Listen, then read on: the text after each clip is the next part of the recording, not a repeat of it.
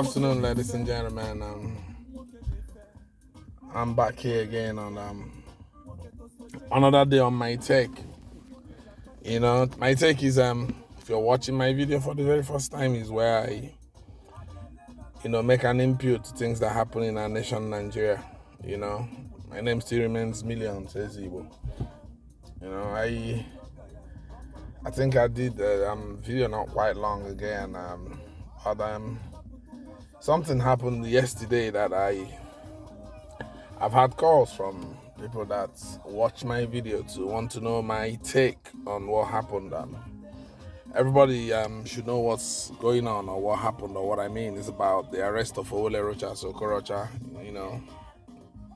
It's kind of three-way, and I want to start by addressing the agency. But one thing without fear or favor, I've noticed that even people are not sympathetic to Owole Okorocha. So that goes a long way to make people understand that whatever thing you do in life, people watch and look at. Someone who was humiliated like that, and even if the manner and the approach is wrong, no one seemed to be sympathetic towards him, and it really got to me.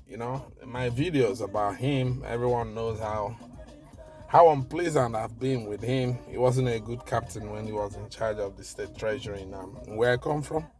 So when I saw him said he wanted us to trust him with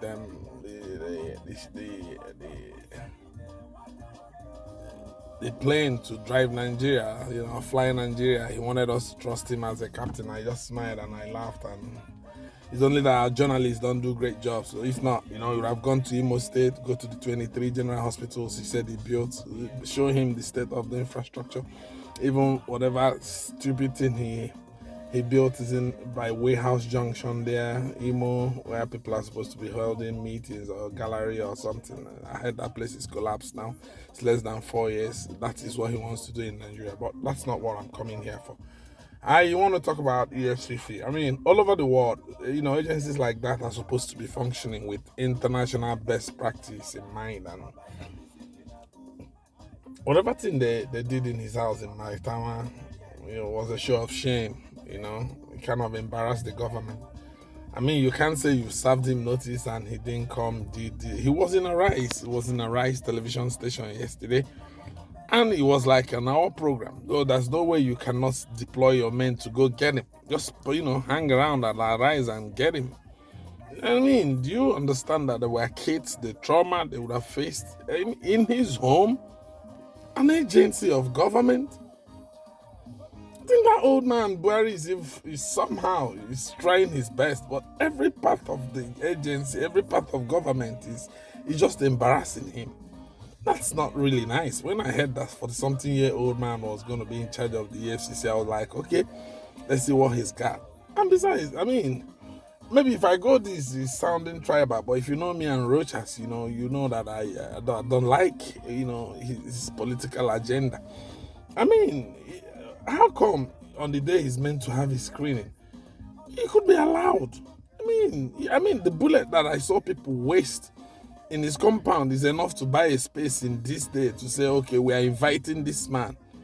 You embarrass him that way, and you can even hurt the same ambition that you people want him to stop. If he goes and the people screening him and say, we have this on this day, why don't you go and sort out this before we screen you? You're going to be an embarrassment to our political party. If we get you screened, haven't read this on this day, that makes it cleaner. If you're so sure. But I don't understand why you shoot guns, break ceilings, do everything funny and silly what was that all about? You can get him. You didn't need to go to his house to traumatize everyone. Some people lying down crying, and that's not good enough. Then on the man Rochas, the most dignifying thing you would have done was, when they came, you would have called your lawyer. They refused, but you come out like a man. The press was there, they would have seen you, and there's no way they will kill you. Tell your lawyer and whoever appears to drive behind you and get out of there. But allowing that thing to degenerate to that extent, wasn't good for you as well. I mean, the approach was wrong, but there's never been a situation in the world where two wrongs made one right. It became an embarrassment for you, and letting them be there for hours. What were you intending you were going to achieve? You know the system you live, live in, and you were part of that system. You made it. I mean, you knew they were not going to leave you. So it would have been dignifying enough for you to have just, make that press conference you made, which was good, and let the press even follow you to EFCC office. You're still going to be on bail. And for the police people who were shooting guns like criminals, in the next 5 or 10 years, you retire from that force, they start owing you pension and you start complaining. The system is totally crazy. It's crazy. And now finally, my point is, you are meant to be a general, man. Come on. I mean, you were so disgusting. What were you doing on the floor shaking before your wife, your kids? I mean, why do you have to die so many times before you're actually dead? What is it in life you've not achieved? Rightly or wrongly, you've been governor, you've been a senator, you've acquired, tremendous wealth. Like I remember you saying you're richer than Imo State. So what was that you do? What were you doing on the floor? And we are shaking, praying, Jesus, Jesus, Jesus, now doesn't mean you can't take a bullet for your wife or your kids. Once in a while, I get man. I mean, you're like a wimp. Man.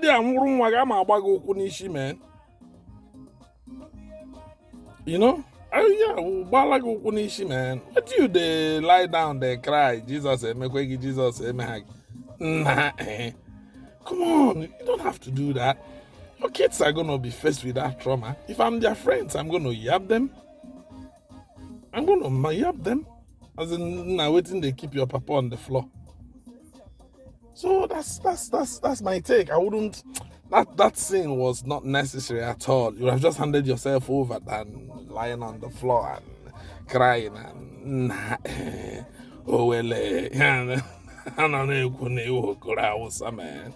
Nah, you proved it that day, man. I wasn't good enough for you. I remember a general who was accused of, initiating a coup, and during the Oputa panel, we got to understand that he put on himself on a general. Oh, it can only happen in Nigeria. Although there's still some great generals there. I still remember one who was condemned to death, and he said if I have the opportunity, he was still going to do what he did again. That's what makes him, man. I'm still going to die someday, so why do you have to show the world how silly, how stupid you are? Shaking, Jesus, nah. Important now from this crisis, any deal when you give where you go play that thing for you. Say like when they won't okay. That's all they talk about Obo. And this is how okay like what oh my God, that's a bad side, man. Trust me, I won't let my kids see me that way. I'll take the bullet.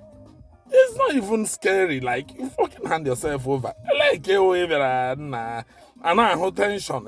Nah. If you remember the money where they start somewhere, you go say, who go chop if you die, Abi? Nah. If not me, I'm not go that way, man. So EFCC, thumbs down for you. Owele, double thumbs down for you. You made a mess of yourself, man. And if you stole all the money they're accusing you of, go give it to them. Your presidential ambition, Adela whapped. You can never be.